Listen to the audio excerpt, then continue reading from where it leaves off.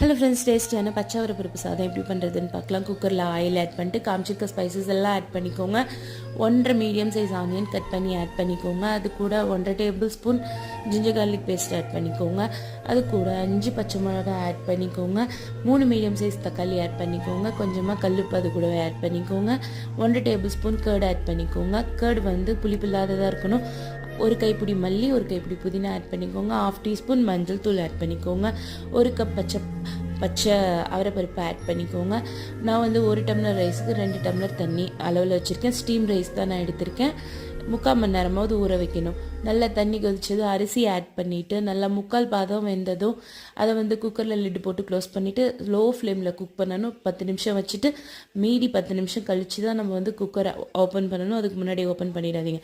எடுத்தீங்க அப்படின்னா பல ரைஸு சூப்பராக ரெடி ஆகிடும். இதே மாதிரி செஞ்சு கொடுங்க, சூப்பராக இருக்கும்.